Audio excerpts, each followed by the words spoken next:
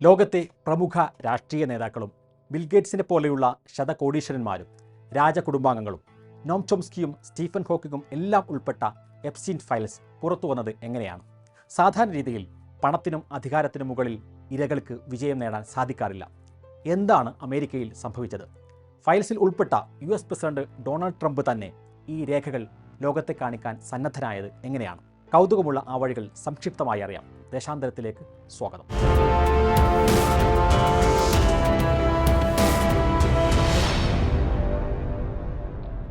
Jeffrey എപ്സ്റ്റീൻ്റെ ജീവിതം മുഴുക്കെ ദുരൂഹത നിറഞ്ഞതായിരുന്നു. അമേരിക്കയിലെ ഒരു സാധാരണ ജൂത കുടുംബത്തിൽ ജനിച്ചു വളർന്ന് കോളേജ് വിദ്യാഭ്യാസം പോലും പൂർത്തിയാക്കാൻ കഴിയാത്ത ഒരാളായിരുന്നു എപ്സ്റ്റീൻ. ന്യൂയോർക്കിലെ ഏറ്റവും പ്രശസ്തമായ ഡാൽട്ടൺ സ്കൂളിൽ അധ്യാപകനായി കയറിയെടുത്തു തന്നെ തുടങ്ങുന്നു ദുരൂഹത. യോഗ്യതകൾ ഒന്നും ഇല്ലാതെയാണ് അവിടെ എപ്സ്റ്റീൻ ജോലിക്ക് കയറിയത്. പിന്നീട് ബേസ്റ്റേൺസ് എന്ന ഇൻവെസ്റ്റ്മെൻറ്റ് ബാങ്കിൽ ഫൈനാൻഷ്യൽ അഡ്വൈസറായി ചേരുന്നു. അതിന് കാര്യമായ ക്വാളിഫിക്കേഷനും ഉണ്ടായിരുന്നില്ല. തൻ്റെ 20കളിൽ തന്നെ 1988 സ്വന്തമായി ഒരു സ്ഥാപനം തുടങ്ങുന്നു.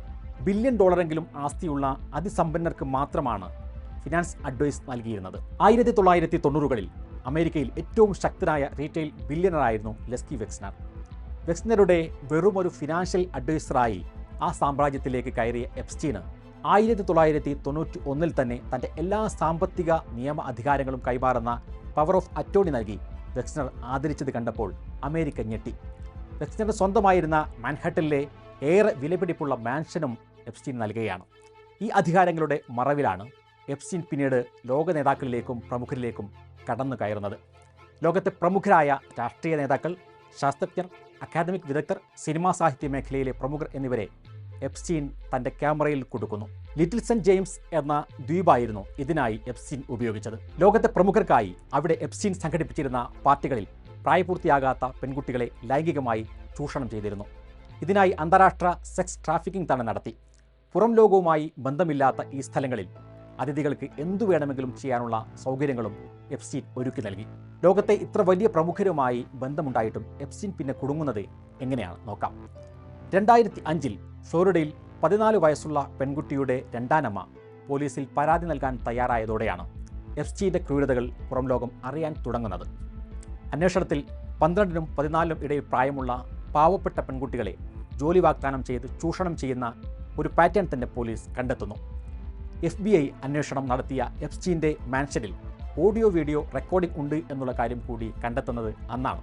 പക്ഷേ അന്ന് എപ്സ്റ്റീന് കിട്ടിയത് വെറും 13 മാസത്തെ ജയിൽ ശിക്ഷ മാത്രമായിരുന്നു. ജയിലിൽ നിന്നിറങ്ങിയ എപ്സ്റ്റീൻ വീണ്ടും പ്രതിച്ഛായ വീണ്ടെടുക്കാൻ PR വർക്കുകൾ തുടങ്ങുന്നു. പക്ഷേ അപ്പോഴേക്കും ധീരയായ മറ്റൊരു മുഖം എപ്സ്റ്റീനെ പിന്തുടരുന്നുണ്ടായിരുന്നു. അതായിരുന്നു ജൂലി കെ ബ്രൗൺ എന്ന ധീരയായ മാധ്യമപ്രവർത്തക. ജൂലിയുടെ സ്ഥിരതയും ത്യാഗവും നിറഞ്ഞ അന്വേഷണാത്മക റിപ്പോർട്ടുകൾ ഇല്ലായിരുന്നുവെങ്കിൽ എപ്സ്റ്റീൻ ഇന്നും നിയമത്തിനു മുമ്പിൽ വിരാജിക്കുന്ന ഒരാളായി മാറിയിരുന്നേനെ.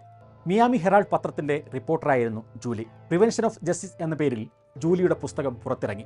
വലിയ ക്രൂരകൃത്യങ്ങൾ ചെയ്ത എപ്സ്റ്റീൻ എങ്ങനെയാണ് 2008 വെറും 13 മാസത്തെ തടവ് ശിക്ഷ മാത്രം കിട്ടി പുറത്തേക്കിറങ്ങിയത് എന്ന് ഈ പുസ്തകമാണ് തുറന്നു കാട്ടിയത്.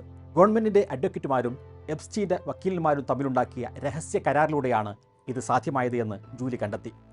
ലൈംഗിക വൃത്തി മാത്രം എപ്സ്റ്റീൻ സമ്മതിക്കുക, അതിനു പകരമായി മറ്റു ക്രൂരകൃത്യങ്ങളെല്ലാം സർക്കാർ മൂടിവെക്കും എന്നതായിരുന്നു ഡീൽ. കേന്ദ്ര സർക്കാരിലേക്ക് അന്വേഷണം പോകില്ല എന്നും ഡീലിലുണ്ടായിരുന്നു. ഇത് അമേരിക്കൻ ചരിത്രത്തിലെ ഏറ്റവും ക്രൂരമായ ഒരു ഡീലായിരുന്നു. ജൂലിക്ക് മുമ്പിൽ 100 കണക്കിന് ഇരകൾ സത്യങ്ങൾ തുറന്നു പറയാൻ ധൈര്യം കാണിച്ചു. അങ്ങനെയാണ് 2019 ജൂലൈയിൽ എപ്സ്റ്റീൻ വീണ്ടും ജയിലിലാകുന്നത്. ഒരു മാസത്തിനുള്ളിൽ എപ്സ്റ്റീൻ ജയിൽ മുറിക്കുള്ളിൽ ജീവനൊടുക്കിയതായി കാണപ്പെടുന്നത്. ഈ മൊഴികളുടെയും തെളിവുകളുടെയും അടിസ്ഥാനത്തിൽ ഫെഡറൽ സംവിധാനങ്ങൾ കേസെടുക്കുന്നു, മുന്നോട്ടു പോകുന്നു. എപ്സ്റ്റീനെതിരായ തെളിവുകളുടെയും മൊഴികളുടെയും ശേഖരമായി പിന്നീട് എപ്സ്റ്റീൻ ഫയൽസ് മാറുന്നു. എപ്സ്റ്റീൻ ഫയൽസിൽ ലക്ഷക്കണക്കിന് മെയിലുകളുണ്ട്, ആയിരക്കണക്കിന് ചിത്രങ്ങളും വീഡിയോകളുമുണ്ട്. ധാർമ്മികതയെ സ്നേഹിക്കുന്ന US-ലെ എല്ലാവരുടെയും ആവശ്യമായിരുന്നു എപ്സ്റ്റീൻ ഫയൽസ് പുറത്തുവിടുക എന്നത്. ഇരകളും ശക്തമായി ഇതിനായി തെരുവിലിറങ്ങി. കഴിഞ്ഞ പ്രസിഡന്റ് തെരഞ്ഞെടുപ്പിൽ ഡൊണാൾഡ് ട്രംപ് തന്നെ ഈ ആവശ്യം ഉപയോഗിക്കുന്നു. എതിർചേരിയിലുള്ള ഡെമോക്രാറ്റുകളുടെ നേതാവ് ബിൽ ക്ലിൻ്റൺ അടക്കം ഈ ഫയലിൽ ഉള്ളതുകൊണ്ട് ജോ ബൈഡനും ഡെമോക്രാറ്റുകളും ഫയൽസ് പുറത്തുവിടാൻ മടിക്കുന്നു എന്നാണ് ട്രംപ് കൃത്യമായി പ്രചരിപ്പിച്ചത്. താൻ അധികാരത്തിലെത്തിയാൽ ഫയലുകൾ പുറത്തുവിടുമെന്നും വാഗ്ദാനം ചെയ്തു. പക്ഷേ അധികാരത്തിലേറി 1 വർഷത്തോളമായിട്ടും ട്രംപ് അതിന് തയ്യാറായില്ല. ട്രംപിൻ്റെ ചില വിവരങ്ങളും ഈ ഫയൽസിൽ ഉണ്ട് എന്ന് അധികാരത്തിലേറിയ ശേഷമാണ് ട്രംപ് മനസ്സിലാക്കിയത് എന്ന അഭ്യൂഹങ്ങളും പരന്നു. മാധ്യമപ്രവർത്തകർ ട്രംപിനോട് ഇക്കാര്യം ചോദിച്ചു. അതിലും വലിയ പല വാർത്തകളുമുണ്ട്, എപ്സ്റ്റീൻ ഫയൽസ് വിടൂ എന്നായിരുന്നു ട്രംപിൻ്റെ മറുപടി.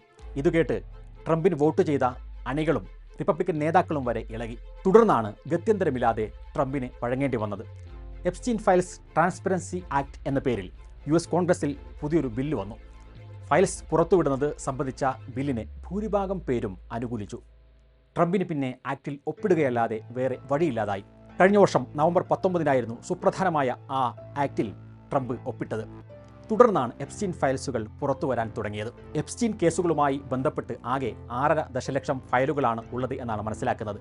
ഇതിൽ 3.5 ദശലക്ഷം ഫയലുകൾ ഇതിനകം തന്നെ പുറത്തു വന്നു കഴിഞ്ഞു. ബാക്കിയുള്ള ഫയലുകൾ US കോൺഗ്രസ് അംഗങ്ങളുടെ മുമ്പിലേക്ക് വരികയാണിനി.